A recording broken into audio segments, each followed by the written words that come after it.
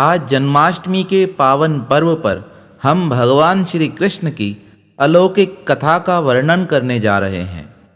भगवान श्री कृष्ण का कंस के कारागार में माँ देवकी के गर्भ से जन्म हो चुका है। भगवान को देखकर वसुदेव और माता देवकी बड़े प्रसन्न होने लगे, क्योंकि उन्हें पता चल गया था कि यही अष्टम पुत्र है जिसके लिए आकाशवाणी ने कहा था वह परमात्मा ही तुम्हारे पास अवतार लेकर आएंगे और इस दुष्ट कंस का वध करेंगे। पर जैसे ही भगवान को छोटे रूप में देखा, माता देवकी को रोना आ गया। वह भगवान को प्रार्थना कर कहने लगी, हे प्रभु, अभी तो आपने जन्म लिया है। अगर कंस इस समय कारागार में आ जाएगा तो आपका वध कर देगा। इस प्रकार माता देवकी को रोता देख भगवान विष्णु ने चतुर्भुज रूप धारण कर लिया। अब तो भगवान नारायण चतुर्भुज रूप में दर्शन दिखा माता देवकी और पिता वसुदेव से कहने लगे, आप किसी प्रकार की चिंता नहीं करें। मेरा यह जन्म आपके पास पहला नहीं है। पहले भी मैं आपके पास 2 बार जन्म ले चुका हूँ। भगवान की यह वाणी सुन माता देवकी प्रसन्न हो कहने लगी, हे भगवान, आपने पहले मेरे पास किस प्रकार जन्म लिया है, मैं वह सारा वृतांत जानना चाहती हूँ। तब भगवान विष्णु प्रसन्न होकर बताने लगे, हे माँ देवकी, पहले स्वयंभू मनु में आप प्रश्नी माता के रूप में अवतरित हुई थी। उस समय मेरे पिता श्री वसुदेव सुतपा नाम के प्रजापति थे। तब आपको ब्रह्मा जी ने संतान उत्पन्न करने की आज्ञा दी। तब तुम लोगों ने इंद्रियों का दमन करके उत्कृष्ट तपस्या की। तुम दोनों ने वायु और घाम, शीत, उष्ण आदि काल के विभिन्न गुणों को सहन किया। तुम दोनों ने सूखे पत्ते खाकर देवताओं के 12,000 वर्षों तक मेरी घोर साधना की। तुम्हारी साधना पर प्रसन्न होकर मैं तुम्हें दर्शन देने आया। मेरे दर्शन को पाकर तुम दोनों बड़े प्रसन्न हो गए। तब मैंने तुमसे कहा, तुम्हें वरदान में क्या चाहिए? तब तुमने कहा, हमें आपके समान पुत्र चाहिए। तब मैं मन में विचार करने लगा, मेरे समान तो कोई पुत्र हो ही नहीं सकता।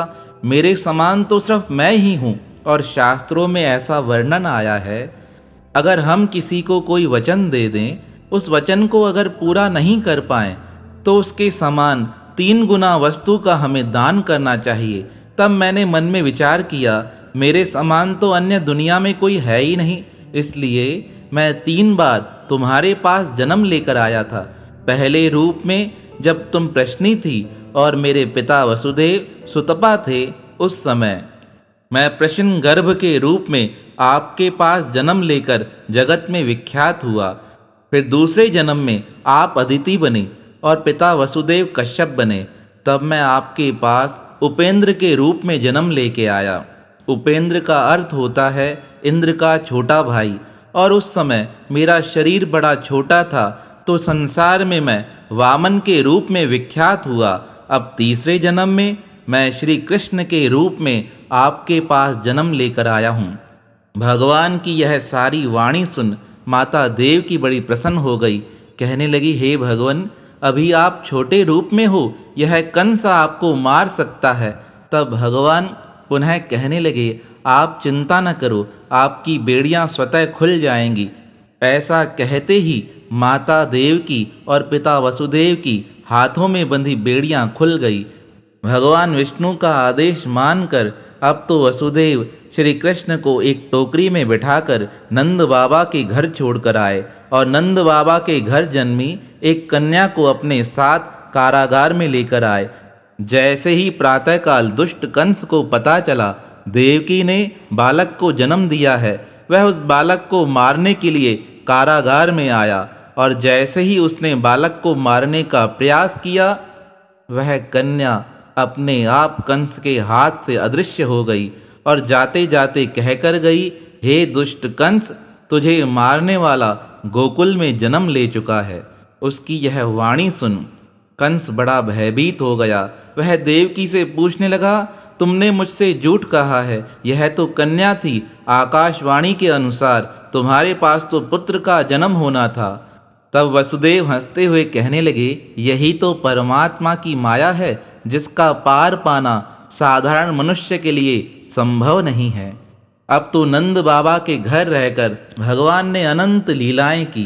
कहते हैं 11 वर्ष वृंदावन में रहने के पश्चात भगवान श्री कृष्ण कंस के बुलाने पर मथुरा आ गए और भगवान श्री कृष्ण ने अपने शक्ति के द्वारा कंस का वध करके भगवान श्री कृष्ण ने माता देवकी और पिता वसुदेव को उसके बंधन से मुक्त करा दिया। एक दिन माता देवकी रोते हुए श्री कृष्ण से कहने लगी, तुम तो पूर्ण पुरुषोत्तम परमात्मा हो, पर मुझे एक बात का दुख होता है, तुम्हारे 6 भाइयों का वध कंस ने क्यों किया था। तब एक अन्य पुराण के अनुसार भगवान श्री कृष्ण बताने लगे, मेरे जिन भाइयों का कंस के द्वारा वध हुआ था वह साधारण नहीं थे। वह 6 के 6 ब्रह्मा जी के पास देवताओं के रूप में रहते थे। वह ब्रह्मा जी की सेवा करते थे, पर सेवा करते करते उनके मन में बड़ा अभिमान आ गया था। अब उन्होंने भगवान ब्रह्मा जी की आज्ञा मानना भी बंद कर दिया था। एक दिन ब्रह्मा जी ने क्रोधित हो उनसे कहा, तुम्हारा अभिमान बढ़ गया है, तुम जड़ बुद्धि होने लगे हो, अब मैं तुम्हें श्राप देता हूँ, तुम राक्षस बनो। तब वह भयभीत होकर ब्रह्मा जी से क्षमा मांगते हुए कहने लगे, हमें माफ़ कीजिए, हमसे जो अपराध बन पड़ा है, हम भविष्य में कभी ऐसी गलती नहीं करेंगे। तब ब्रह्मा जी ने उन्हें प्रसन्न होकर कहा, मेरा वचन मिथ्या नहीं जा सकता है, तुम्हें राक्षसों के वंश में जन्म तो लेना ही पड़ेगा, पर वहाँ भी तुम्हारी बुद्धि भगवत भक्ति में जुड़ी रहेगी। अब वह 6 के 6 हिरण्याकश्यप के पास पुत्र रूप में जन्म लेकर आए, पर वह सारा दिन परमात्मा का सुमरन भजन करते थे। कहते हैं ब्रह्मा जी उनकी तपस्या को देख उन पर प्रसन्न हो गए, उन्हें वरदान देकर कहने लगे, जो वरदान मांगना चाहो मुझसे मांग सकते हो। तब दैत्य कुल में जन्म होने के कारण संस्कारवश उन्होंने ब्रह्मा जी से यही वरदान मांगा, ना हम देवताओं के हाथों से मरे, ना ही गंधर्वों के हाथों से मरे, ना ही कोई बीमारी हमें मार सके। इस प्रकार वरदान देकर ब्रह्मा जी वहाँ से अंतर ध्यान हो गए। पर उनकी तपस्या से हिरण्याकश्यप को बड़ा क्रोध आता था। उसने अपने पुत्रों को जब इस प्रकार भगवान की तपस्या करते देखा तो उन्हें श्राप देते हुए कहा, तुम भले गंधर्वों के हाथों से नहीं मरोगे, ना कोई देवता तुम्हें मार सकेगा, पर तुम सब की मृत्यु एक दैत्य के हाथों से होगी। इसलिए वह 6 के 6 जब तुम्हारे पास जन्म लेकर आए तो कंस के हाथों उनकी मृत्यु हुई थी। अपने पुत्रों का यह वृतांत जान माता देवकी कहने लगी, हे कृष्ण, मैं उन सब पुत्रों को देखना चाहती हूँ। कहते हैं माता देवकी का आदेश मान उन 6 के 6 भाइयों को भगवान श्री कृष्ण सुतल लोक से वापस लेकर आए। भगवान श्री कृष्ण का सानिध्य प्राप्त कर वह 6 के 6 पुनः देव योनि को प्राप्त कर गए। अब अंतिम और तीसरी कथा है पूतना वध का रहस्य। हमारे पूज्य गुरुदेव सद्गुरु स्वामी हरदास राम महाराज बताते थे, जीवन में इंसान को कितना समझदार होना चाहिए, यह बात अगर सीखनी है तो श्री कृष्ण के इस चरित्र के द्वारा सीखने को प्राप्त हो सकती है। भगवान श्री कृष्ण की 6 दिन की अवस्था है। कंस ने श्री कृष्ण का वध करने के लिए राक्षसी पूतना को भेजा था। वह पूतना कोई साधारण राक्षसी नहीं थी, वह दिव्य शक्तियों से युक्त महाराक्षसी थी। जब वह श्री कृष्ण को मारने आई तो वह एक ग्वालन का वेश बनाकर आई। उसे लगा श्री कृष्ण ग्वालन के वेश में मुझे पहचान न सकेगा, पर जैसे ही उसने श्री कृष्ण के घर में प्रवेश किया, उसे अन्य तो कोई नहीं पहचान सका, पर श्री कृष्ण पहचान गए। वह श्री कृष्ण को गोदी में उठा, जैसे ही दुग्ध का पान कराने लगी, उसी समय भगवान श्री कृष्ण ने इतना जोर से उसके शरीर को पकड़ लिया, अब तो वह छटपटाने लगी। इस छटपटाहट में उसका वह रूप प्रकट हो गया जिसे वह छुपाकर नंदगांव में आई थी। भगवान श्री कृष्ण ने दुग्धपान करते करते उस पूतना का वध कर दिया। तो पूज्य गुरुदेव बताते थे कि कभी भी जीवन में अगर कोई व्यक्ति आपके संपर्क में आए तो उसके रूप को देखकर मोहित मत हो जाना। उसके रूप के पीछे छुपे उस रहस्य को जानने का प्रयास करना, वह किस उद्देश्य से आपके पास आया है। जब श्री कृष्ण ने पूतना का वध किया तो कई विद्वानों के मन में शंका होने लगी कि भगवान ने एक स्त्री का वध कर दिया। भगवान श्री कृष्ण ने किसी स्त्री का वध नहीं किया था, वह आतताई थी और आतताई का वध करना शास्त्रों में लिखा गया है। और आतताई का वध करना कोई पाप नहीं है, क्योंकि वह पूतना आए दिन अनेक बच्चों का भक्षण कर जाती थी, तो ऐसी राक्षसी का वध करने पर कोई अपराध नहीं है। भगवान ने उसे मारकर जगत का कल्याण ही किया।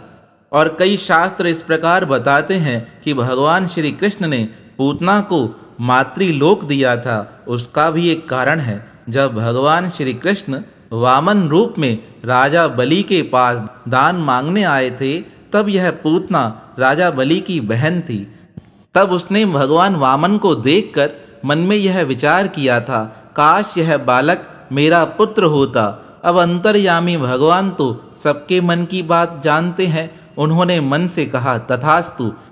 पर जब भगवान वामन ने 3 पग द्वारा राजा बलि का सर्वस्व हरण कर लिया, तब इसी पूतना ने मन ही मन यह कहा, अगर यह मेरा पुत्र बनेगा तो मैं इसे विष देकर मार दूंगी। तब भी भगवान ने यही कहा तथास्तु। पूतना के पूर्व जन्म के संकल्पों को भगवान श्री कृष्ण ने इस जन्म में पूर्ण किया। तो भगवान अपने भक्तों के हर संकल्प को पूर्ण करते हैं। इसलिए जब भी भगवान के समीप जाओ, शुभ संकल्प रख के जाओ, वह हमारी समस्त मनोकामनाओं को पूर्ण करने वाले होते हैं।